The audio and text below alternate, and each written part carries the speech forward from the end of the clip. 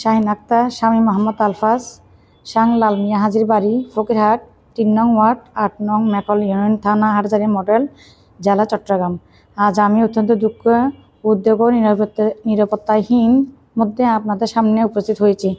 আমার এবং আমার প্রাপ্তবয়স্ক সন্তানদের উপর সংঘটিত একটি ন্যাক্কারজনক হামলা, নির্যাতন ও প্রাণনাশের হুমকির ঘটনা দেশবাসীর সামনে তুলে ধরার জন্য এই সংবাদ সম্মেলনের আয়োজন করেছি। আমি একজন শান্তিপ্রিয় ও আইন মেনে চলা নারী। আমার স্বামী ও বড় ছেলে দীর্ঘদিন ধরে পরিবারের ভার পোষণের জন্য প্রবাসে অবস্থান করছেন। আমি আমার ছোট ছেলে মোহাম্মদ ফরহাদ 14 ও মেয়ে আলিফা 12কে নিয়ে নিজ বাড়িতে বসবাস করছি।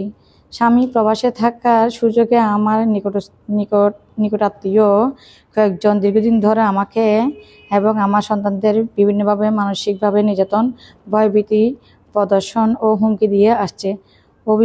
অভিযুক্ত ব্যক্তিরা হলেন সালাউদ্দিন পারভেজ রানা, আব্দুর রাজ্জাক, তাবাসসুম ফাতেমা এবং আনোয়ার হোসেন। তারা বিভিন্ন সময়ে আমার সন্তানদের অকারণে গালাগাল করে, আমাদের বাড়ি থেকে বের হয়ে যেতে বলে এবং সুযোগ পেলে ক্ষতি করার হুমকিও প্রদান করে। এর ফলে আমরা দীর্ঘদিন ধরে আতঙ্কের মধ্যে জীবনযাপন করছি। গত 29 মে সন্ধ্যা আনুমানিক 6টা 50 আমাদের বাড়ির চলাচলের গলির পাশে আমার ঘরের কাজের প্রয়োজনীয় রাখা কিছু বালি ও সিমেন্টের বস্তা নিয়ে একটি ঘটনার সূত্রপাত হয়। অভিযোগ অনুযায়ী সালাউদ্দিন পারভেজ প্রকাশ রানা ইচ্ছাকৃতভাবে ওই বস্তাগুলো সরিয়ে ফেলে দেয়। আমি বিষয়টি জানতে চাইলে তিনি ক্ষিপ্ত হয়ে আমাকে অকথ্য ভাষায় গালাগাল করেন এবং এক পর্যায়ে শারীরিকভাবে আক্রমণ করেন। আমি আরও অভিযোগ করেছি যে এই ঘটনায় আমার মারধর করা হয় এবং আমার শ্লীলতাহীন চেষ্টা করা হয়। আমার ডাক চিৎকার শুনে আমার ছেলে ও মেয়ে আমাকে রক্ষা করতে গিয়ে এলে তারা হামলার শিকার হয়। তাদেরকে মারধর করা হয় এবং বিভিন্ন ধরনের ভয়ভীতি, প্রাণনাশের হুমকি দেওয়া হয়।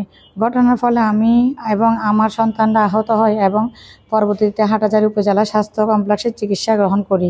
সবচেয়ে গুরুত্বপূর্ণ বিষয় হলো ঘটনার সিসিটিভি ফুটেজ বিদ্যমান রয়েছে বলে আমি দাবি করছি, যেখানে ঘটনার বিভিন্ন অংশ স্পষ্টভাবে ধারণ করা হয়েছে। আমি গভীর উদ্বেগের সাথে জানতে চাই যে অভিযুক্তরা প্রভাবশালী ও আক্রমণাত্মক আচরণে হওয়ায় আমি এবং আমার সন্তানরা বর্তমানে চরম নিরাপত্তাহীন ভুগছি।